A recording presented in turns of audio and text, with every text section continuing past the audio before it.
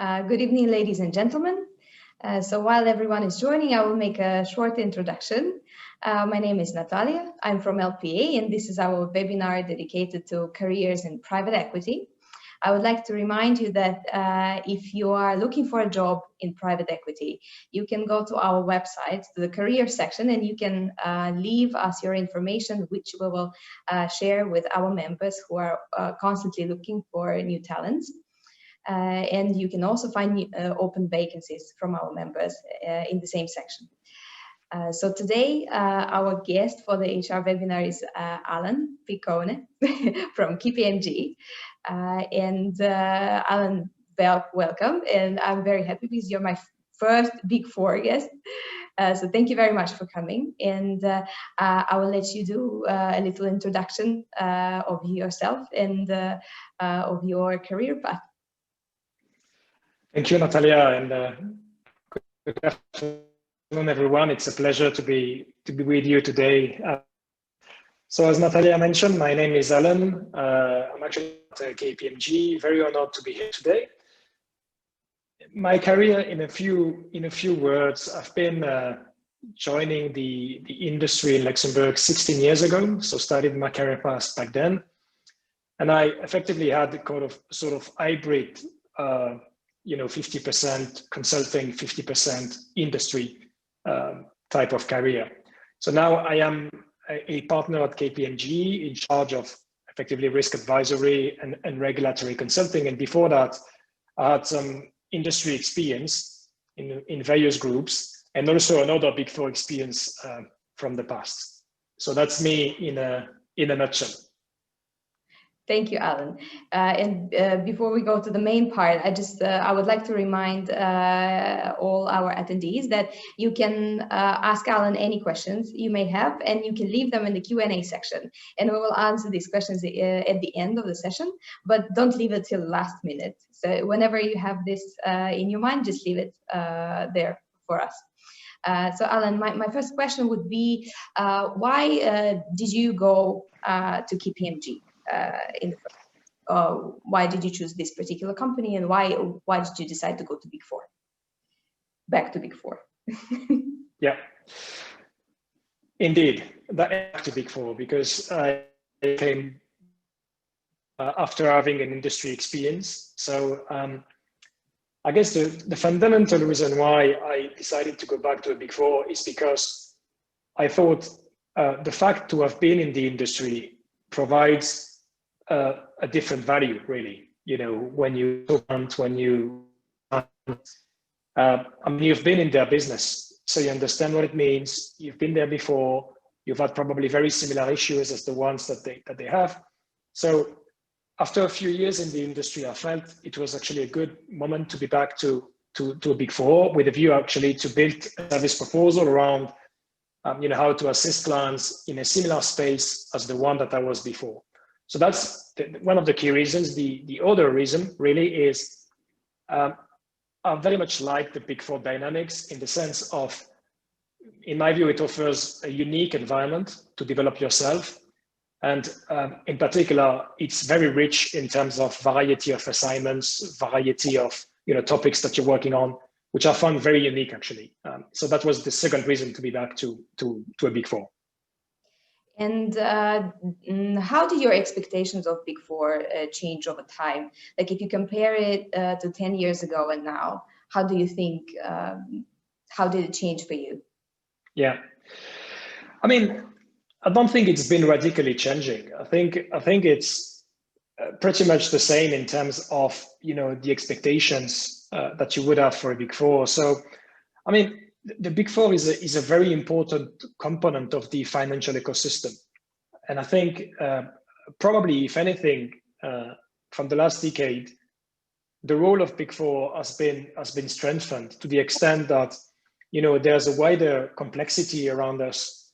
There's more technology, more digital, there's more complexity overall, and today navigating all this complexity is not at all an easy task. So not to say that it ever was, but just to say that we are surrounded by a world in transformation with multiple components, multiple dimensions, lots of complexity.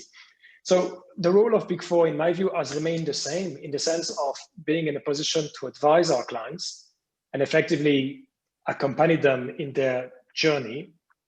But in fact, the type of projects have changed a bit, because now we talk of projects which are, I would say, multifaceted, big transformation projects with a piece of technology, operating models, things like this. So it's a new thing, actually. I mean, not that it was not there before again, but it's just, more naturally part of what Big Fours have to do today. So for me, that's the key change. But again, the fundamental function of the Big Four is and continues to be in a position to respond to client needs. And that has not changed, obviously. This has remained constant over the last decade and since the very inception of Big Fours.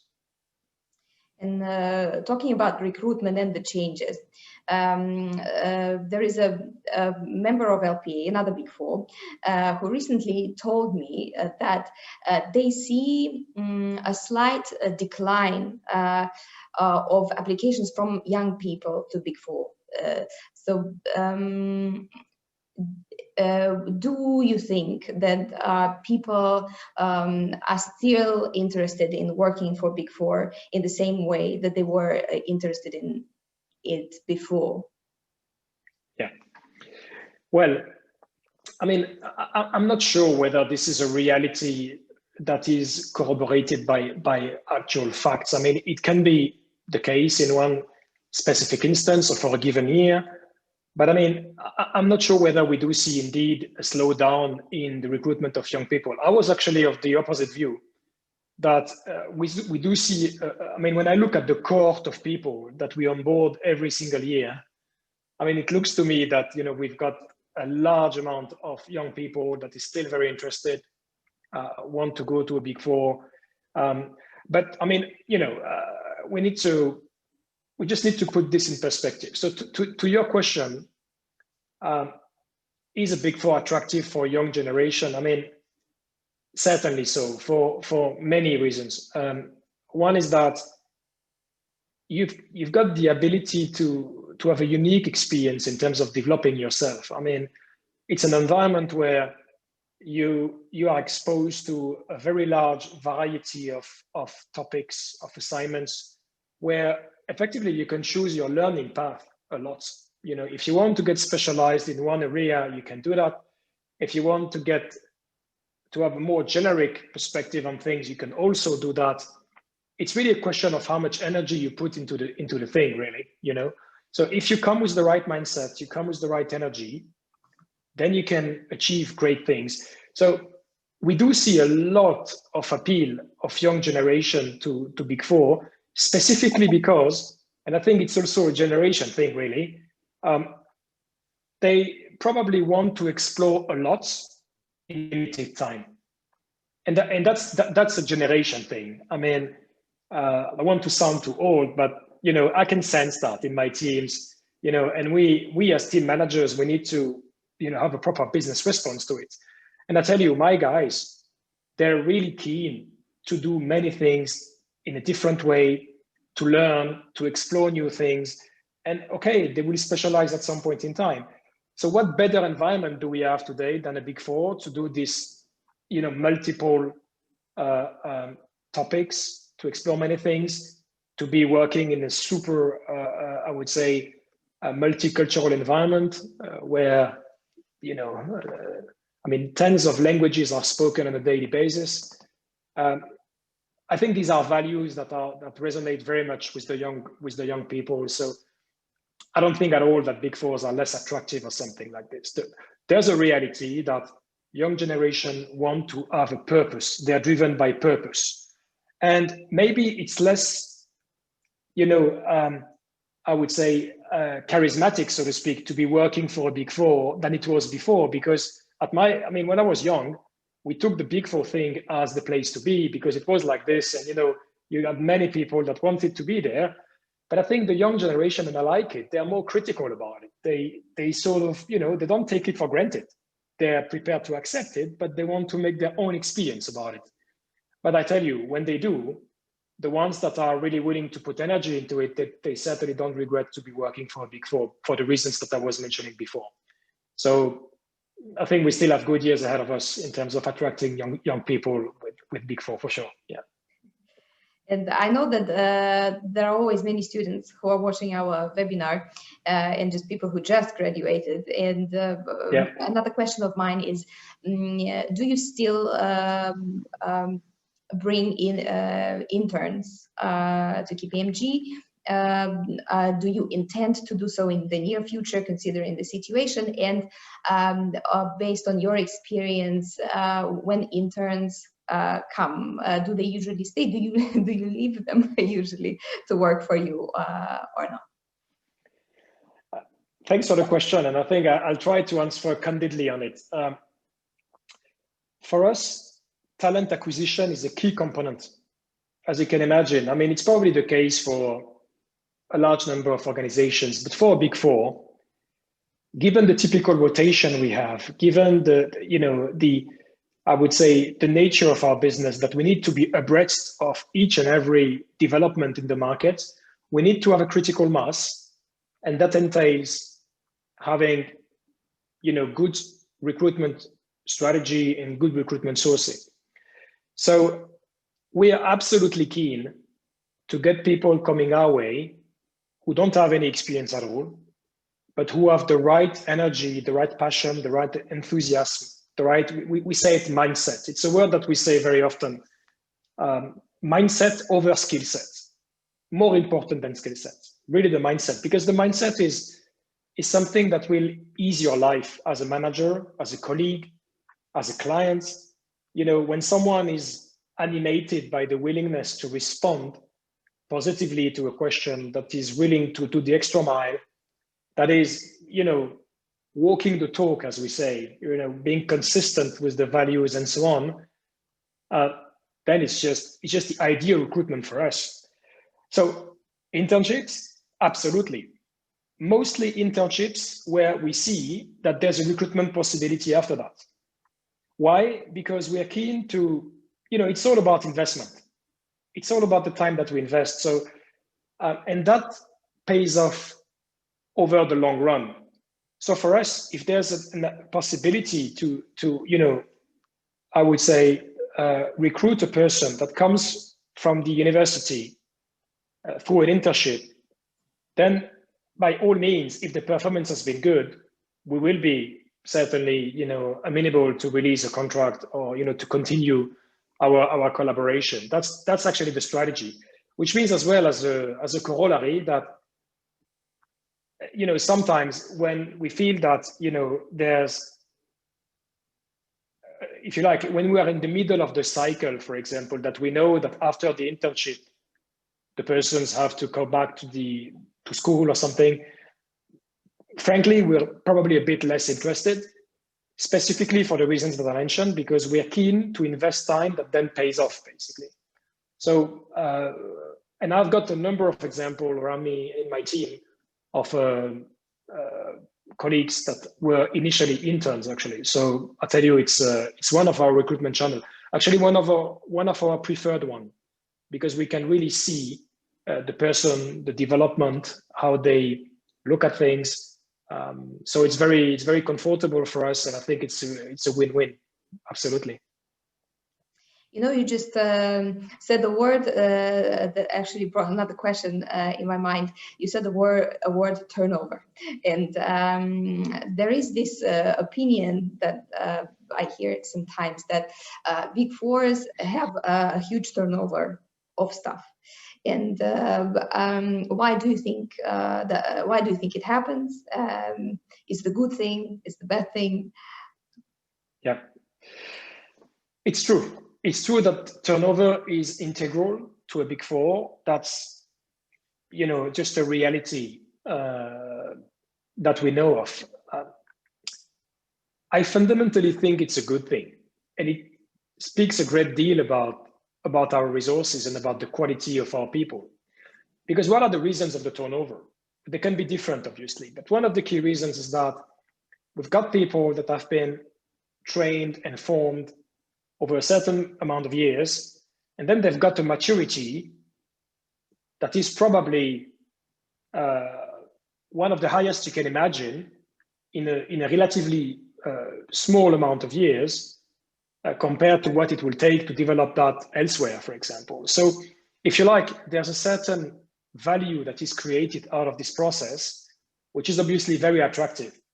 And attractive to whom? Attractive to the external market, obviously. So the industry, very often. So when we have rotation, turnover, it's primarily people leaving to the industry. To a second extent only, people going to the competition. That happens too, but it's not the vast majority of the proportion. The vast majority is people that are good at what they do, probably visible at the client as well, so good at what they do that the client would like to have them, I would say, on a permanent basis. And this is how it is. So why do I say it's a good thing?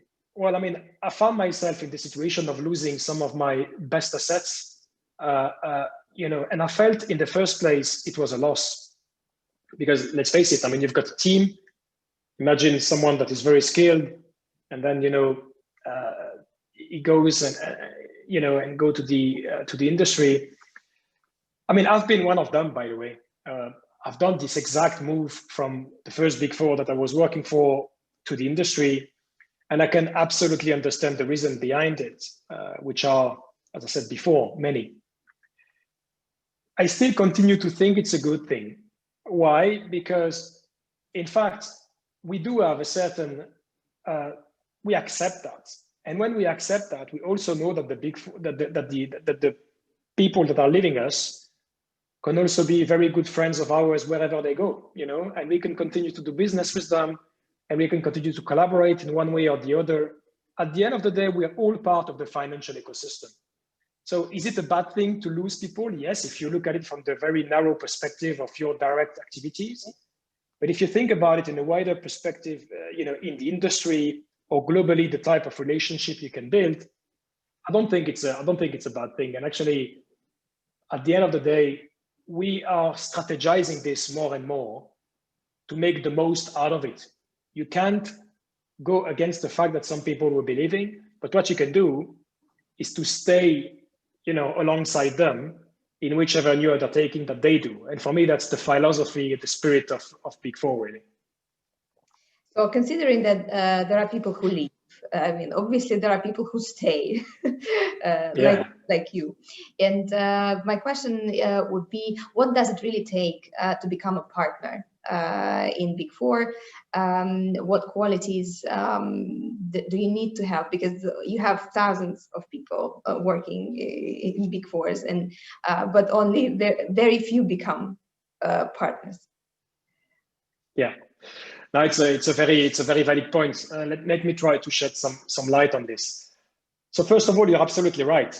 Some leave, some stay. Some actually do even, like I've done, come back, so to a Big Four. So you've got various trajectories. What does it take to make it to the partner stage?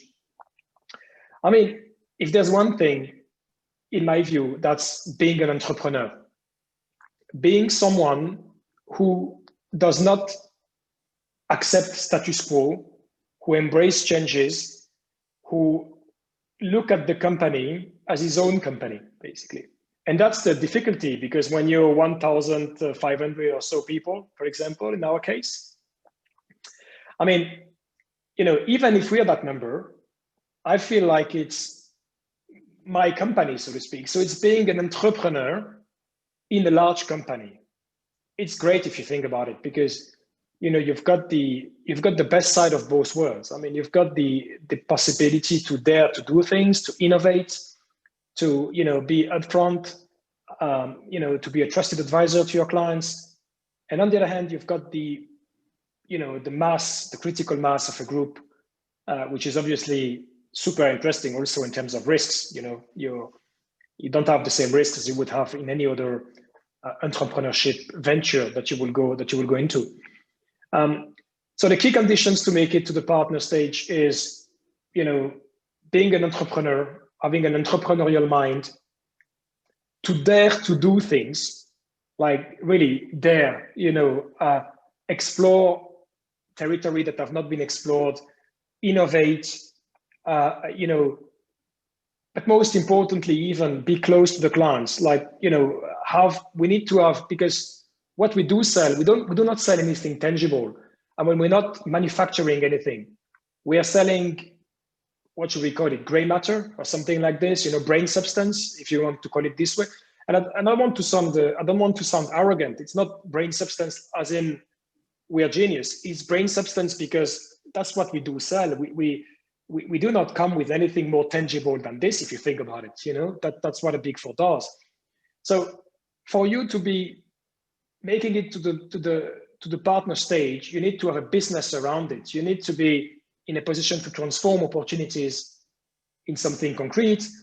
You need to be close, client-centric, very, you know, willing to develop a client relationship and make the most out of it beyond the short-term opportunities. That's a key element. So it's about resilience. It's about working hard, undeniably. It's about entrepreneurship. It's about team management as well, because no one will make it at partner level if you don't have a team behind you. I mean, I often say my team deserves all the credit. I mean, they're the ones that make it happen. I'm the one to orchestrate things, and I've got this energy, and I hope to be hopefully a bit inspirational for my people. But ultimately, they're the ones doing the hard work. They're the ones, you know, doing the assignments ultimately. But that's also what they like, you know, because it comes with many new ways of learning. And I've done that before as well. So if you like, it's about building the succession plan. If you can't build your succession plan, if you don't have a proper team around you, then you can't aspire to go to the partner stage. And there's a last element, which is very important. And I want to be super clear on this. It takes a great deal of luck. You need planets to be aligned. You need life to be somehow keen with you. You know, not to say that it's all about chances, but there's a part in it because, you know, it depends. You know, you can have different trajectories. You can have different events in your life and things like this. So we need to accept that not everything is under your control. That being said, in my own case, I felt that so long as you are driven by energy and you really want things to happen, then it just comes your way. And I think that's as simple as this at the end of the day. You need to have the genuine willingness to get things. And if you do, then the Big Four is the right environment because it opens you many doors. And again, as I said, I need to have my people developing, because if they don't develop, if they don't make it as well themselves, if they don't grow in the company, no one grows. You know, it's a collective effort. So if you think about it, that's not a bad model because everyone understands the model behind it, the rules of the game, and then it's in the interest of everyone to be working collectively and you know, do the extra mile and work hard as Big Fours do. So that's in essence what I think are the key characteristics to make it to the partner level. And talking about the, you know, person's evolution within the company, do you have trainings for employees? Do you send them to trainings outside? Can they usually choose by themselves, or the company chooses for them? How does this process happen? And is it an important thing for you? Yeah, I mean, it's quintessential. It's fundamental.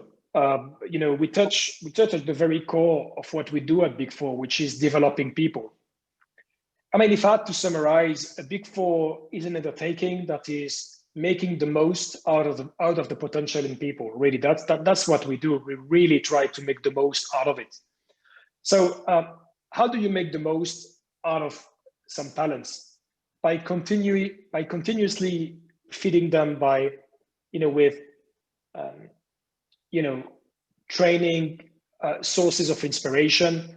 So it can be the classical training, as you can imagine, but you know, in a Big Four, you absolutely learn every single day.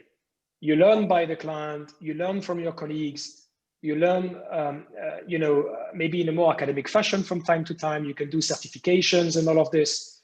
So for us, it's just, I mean, I could not think of something more important than developing our people. That's really what it is. So of course, we've got massive programs around developing our people through, typical HR and talent development streams. But we also understand, and our people understand that. And that's why they stay, for the vast majority of them, quite a long time with us, because they value enormously the fact to be learning every single day. They do learn every single day, not necessarily formally, but they will learn by talking to a client. They will learn by, doing a market intelligence survey. They will learn by doing a piece of research. I think this is at the core of everything. So we do need to keep our people mentally stimulated. Otherwise, we simply lose them. That's as simple as this. About losing people, I have this question. I have a friend who previously worked in Big Four, and I remember when she was leaving Big Four, one of the reasons that she mentioned was that in Big Four, you have yes, you are multitasking and you do a lot of interesting work, and you have many companies that you try to help during the year, maybe 10, maybe more. But there was one thing that she found quite bothering. She said that while you are doing this work, you don't really know if the work you did helped the companies improve, and if they actually took your advice into consideration. And so you don't really see. It's not like in the magazine. You make an interview, you publish the interview, and here it is. So do you feel sometimes the same way? Well, I mean, frankly, in my position, no, because I mean, I think I've got the luxury to be, in an industry, and in particular the private equity industry, where there's lots of transformation, there's lots of movements, etc. So when clients call us for assistance, it's because there's a very tangible need, there's a very clear ask, there's a very clear demand, and you can actually see the impact of your intervention and so on. So, of course, you never really know whether, or there could be cases where you come with recommendations, maybe, it's not the right time, maybe it's going to be phased in various months or years or whatever it is. So you can't always pretend that you will be, in the end, the instigator of all the changes and so on. But you can feel and you can sense that you're part of that transformation dynamics, and that I love, really. And the team members, they do feel that, absolutely. Sometimes even, at the point of materiality, which is quite high, because sometimes they feel like, wow, we talk about something super serious. We talk about a private equity manager that wants to revisit completely their operations, for example, or needs advice on the strategy. It's not a neutral thing. It's something that is quite important, that will have consequences all along the way. So actually, if there's one extreme, it's more the other around. I feel, at least in my business, that lots of people are really touching upon the core things, because that's also the complexity of the world that we're living today and so on. And we have to add value in a tangible way. And that's also it's a cultural thing in the private equity world, which is that, it's an industry which is extremely practical and pragmatic, driven by results, So when they engage your services, there must be a result behind it. You just can't go away with one or two thought leaderships kind of, thinking you really need to be there to help address an issue that they have. So I can understand the frustration of your friend, and I'm not saying it's never happening, but I think that, there's first a way to communicate it, because you can have feedback session, you can actually tell, what was the outcome out of it, you can reconvene with the client and so on. And secondly, there is a lot, in particular in the advisory space, which is, a business which is very dear to my heart, obviously, in Big Four. In the advisory space, there's a lot of impact that the client is expecting from us. So if you don't give the impact, you're out. So for me, that's the exact opposite. That's, okay, client want us to do impact. Are you prepared for that? Do you take the pressure? Because it takes a little bit of comfort and I would say confidence, not comfort, confidence, to make it happen this way. But that's also where the beauty of it is, I think. And Alan, so for example, I want to work for Big Four. It's my dream. I don't even want to know how many people apply to Big Four per day. But how do I make myself visible? Because we've all been through this hiring process when we were young, and when you send your CVs to 100 companies, and they also receive 100 CVs per day. And how do you make yourself visible among these hundreds of applications? Yeah, it's fair to say that it's difficult to be visible if you apply the typical channel. On the other hand, there's a channel, so there's a process around it, so that has to be respected at some point in time. For me, it's all about the genesis of the conversation. So if I have one advice is, if you want to work for a Big Four, get to talk to people that are in this business directly. And how do you do that? Well, you can approach someone on LinkedIn, for example. In my case, I just give you a very concrete example. I'm in the process of recruiting someone for my team. The initial genesis of it was an email on LinkedIn from the person saying, hey, I've looked up your profile. I like the dynamics that I see behind it, blah, blah. So it was maybe a bit over-engineered, but at least, it shows that there's an interest in getting in touch directly. And then you could see that the person had really, prepared and wants to be there. They're just not doing it too opportunistically. So my advice is always, if you want to reach a company, then you need to make sure that you have the right fit, the right energy, that you've got the right, understanding of how the company works. So it's probably best to reach out to people who are in the business in the company, to make yourself known. The best recruitments I'm making are references from my team, for example. When the team tells me, I've got a friend and I told us what we do and he's excited to join, would you like to see him? And it's often yes, because I know that if it comes from my team, then the guys will really, filter. So probably the recruitment is already a very good candidate. You see the type of thing. So if you apply, I'm not saying you should not apply the direct channel, because we do recruit like this for sure.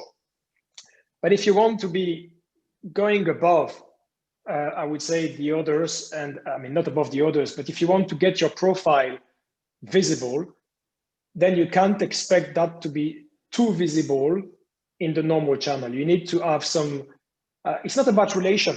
It's not about someone who knows someone who knows someone. It's about approaching someone in the business and say, hey, I've got a genuine interest in joining your company because I like what you guys do. What should I do? And I don't know about the others, but I'm pretty sure, just like me, I never ignore a mail like this. It may not always be the response that people are looking for, but I systematically listen and I pay a lot of interest because it comes as a genuine approach, which for me has a lot of value. So that would be my advice, really. If you, if you want to make it to a Big Four, and I would say, again, be perceived and be identified, it's better to reach out directly to the business. And there are ways today to do it. In LinkedIn and everything, it's so easy if you think about it. So, yeah. Thank you. I would like to remind our attendees that you can leave your questions in the Q&A section. I think it's in the bottom of your screen. But as I do not see any questions now, I have a I have a question. So, Alan, as you know, we have this HR club that we recently launched at LPA to focus this talent acquisition and to bring talents to Luxembourg. And during our last discussion, we had this, the member rose this question that young people who are looking for opportunities now are more focused on work-life balance at work. And they are not, the same. They don't have the same perception as us and like as old generation. That we have work, we will stay 10 hours, 12 hours, more Saturday, Sunday. Yes, so they're looking for they're looking for some kind of comfort. And do you see this? Do you think? And do you think that this is something that can actually exist, not just in finance, but in private equity? First of all, I'd like to thank you for being so polite with me when you say we are the old generation. I know who you're talking about, and certainly not you. Yeah, but I mean, I see your point. And look, it's a moral contract when you join a company. It has something like this, right? I mean, it's not neutral. I mean, it's something that you want to make it work on both sides. Both sides want to make it work. So I fully understand that, there's a search for working balance, which is actually exactly the same at my level and at any level, regardless as to how hard you work. Everyone wants to have this work-life balance, so to speak. There's a reality, which is that the Big Four business is prompted by needs of our clients that require a certain mobilization on our side, right? So there's an element of responsiveness, if you want, that is inherent to what we do. We can't say, okay, let's talk in 1 month, and we will see. No, it's not how we work. I mean, if a client has a request, then we will be doing anything in our power whilst continuing to bring quality, obviously, because we will never derogate to this. And we prefer to say no if we don't have the resources or if we don't have the understanding. That can happen very marginally. But in the vast majority of the cases, we are mobilizing ourselves. And then indeed, it can very well be that the best person to do one or the other exercises that our clients would like us to do is already, as you said before, having the portfolio of 5-10 clients that is working with. So it's very difficult to, put limits and rigid barriers like you would do in any bureaucratic work, because our business is not like this. It's a business that is driven by demand. And we are obviously managing the supply side of the curve. So this supply-demand equilibrium is something that is very subtle. There can be circumstances as well where there are troughs in the market, and maybe there's less activity than we would like.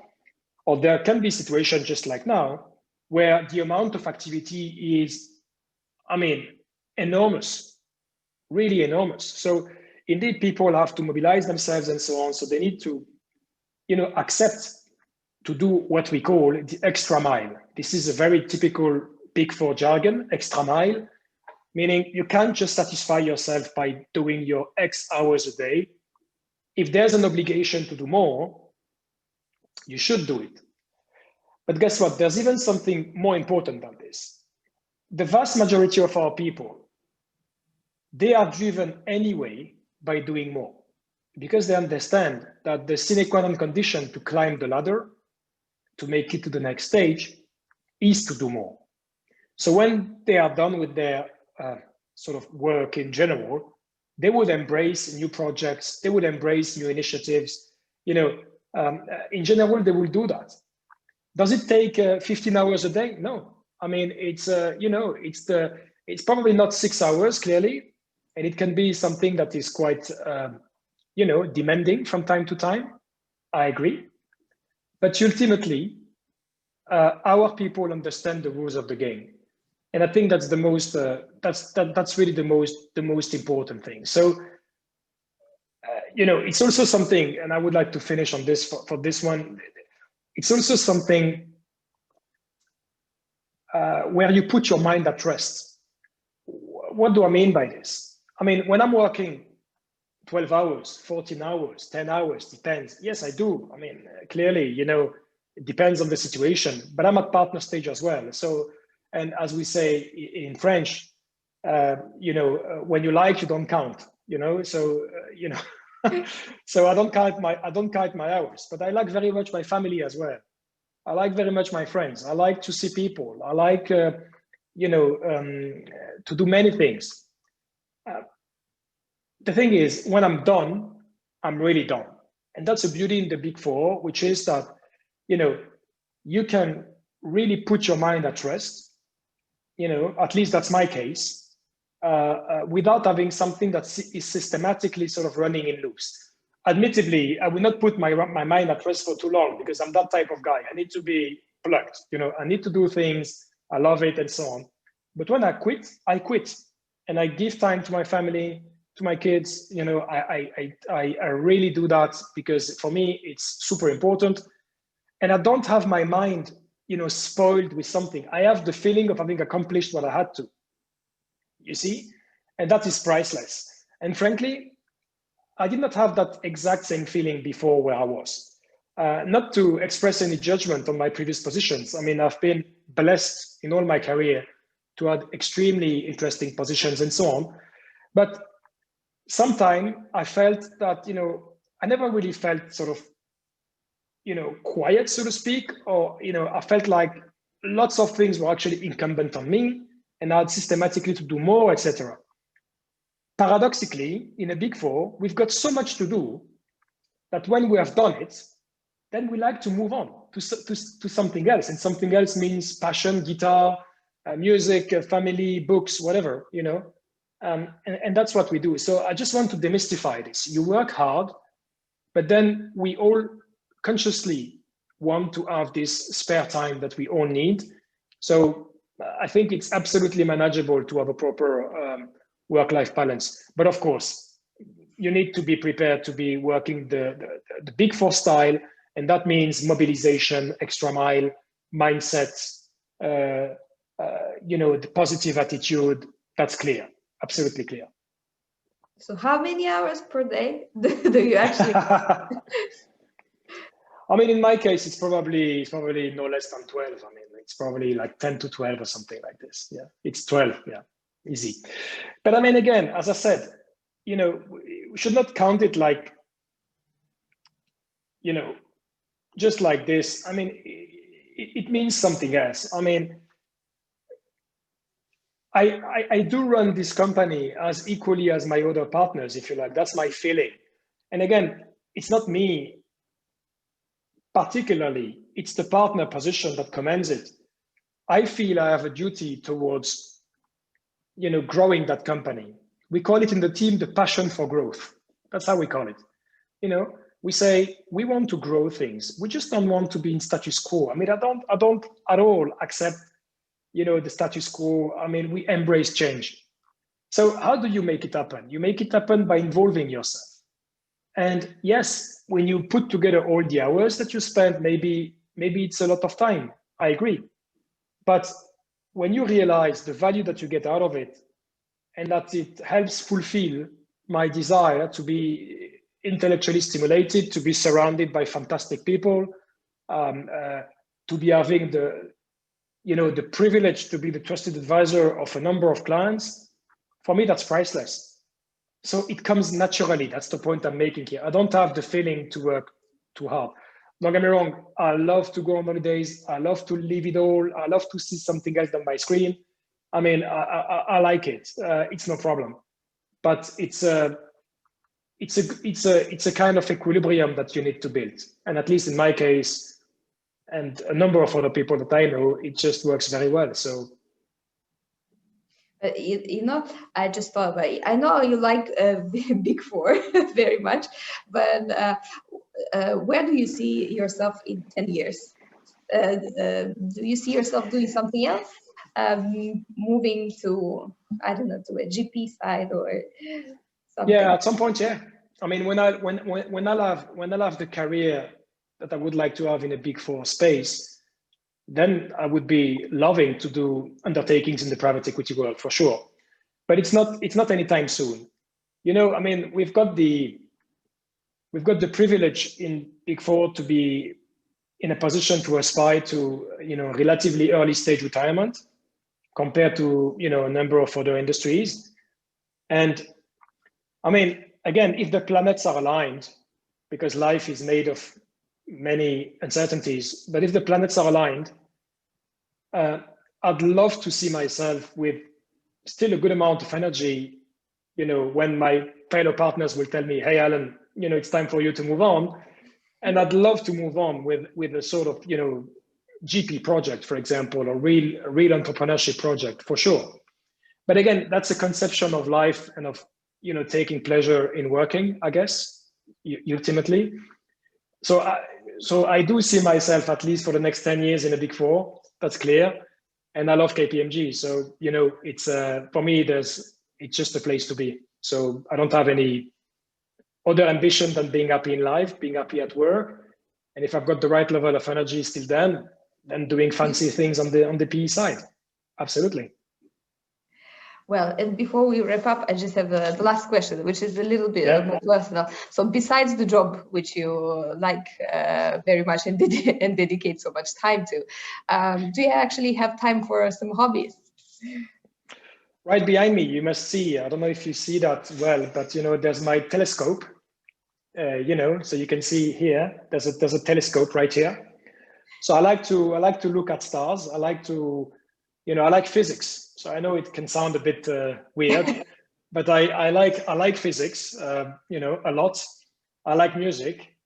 You know, I play the guitar, play the keyboards, you know, I like football. I mean, I'm a very boring guy when it comes to passion because I'm easygoing, you know, really.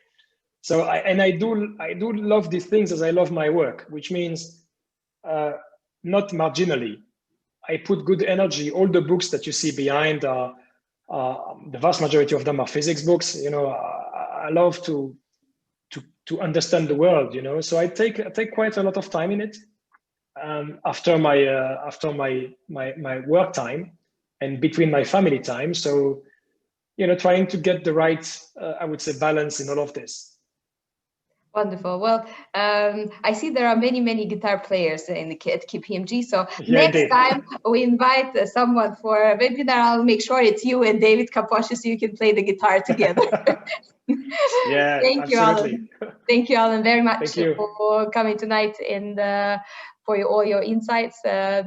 I don't know why the attendees were a little bit quiet. So maybe we were too good and there was nothing else to be asked. So thank you and good night. Oh, we have a question actually. Okay, good evening. Let me see. Oops. Where was it? Wait, sorry, I just need a second. Oh, so thank you, Alan and me. For a wonderful webinar. So thank you too for attending and see you next month for another good, insightful session. Bye-bye. Thank you. Thank you. Bye-bye. Take care.